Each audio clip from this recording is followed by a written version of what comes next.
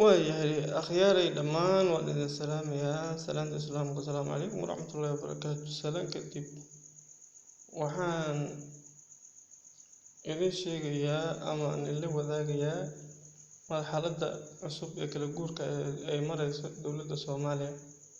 Qof kasta oo Soomaali ah waxaa looga baahan yahay in uu garab istaaga dowladnimada iyo hanaanka wadajirka iyo midnimada, lagana fogaada wax kasta oo dacyad iyo qaranka dhibaato u keeni kara.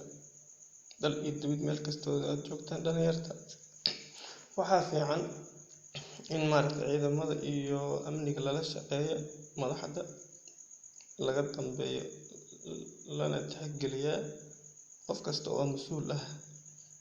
Qof kasta oo shacab ah ama dowlad ka tirsan waxa waaye mas'uuliyad ayaa saaran wadaninimo. Wadanimadana wax iska yeel ma ahan, waa in aad fiirisaa wadankaada iyo dadkaada iyo dalkaada waraade maxaa dhibaato ama faa'iido u keeni kartaa. Qof kastana hadduu saas ku xisaabtami lahaa waxa lama arkeen. Adduunkana cadow badan ayaa jira, cadow ayaa leeyahay.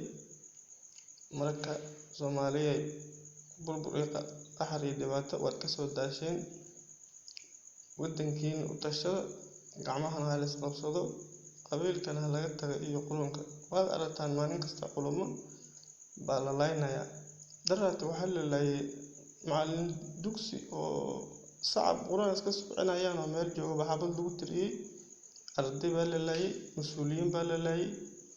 Waa sanad kasta boqolaal muslim oo Soomaali ayaa la dilaa. War adduunka anagoo koobka ama population adduunka ugu yar, haddii maalin kasta ama sanad kastaba ummad la laayo, ma ku xisaabtanteen wadanka yaa waharaya yaana iska leh. War wadanka dhiigga islaan iyo xaq darrada ha laga ilaaliyo. Wallaahi waxaan u maleynayaa Soomaaliya inay inkaar kale ku dhici doonto xaqa muslimka iyo dhiigga shacabka aan waxba kala badsanin. Culimada leh oo wax kasta xaq darrada loo laynayo, wallaahi waa wax laga xumaado zaid. Warni Ilaahay ha laga cabsado, wadankana ha laga ilaaliyo xaq darrada iyo dambiyada noocaas camal ah. Ilaahay waxaan u rajaynayaa Soomaaliya dowlad noqoto. Waalaikum salaam waraxmatullaahi wabarakaatuh.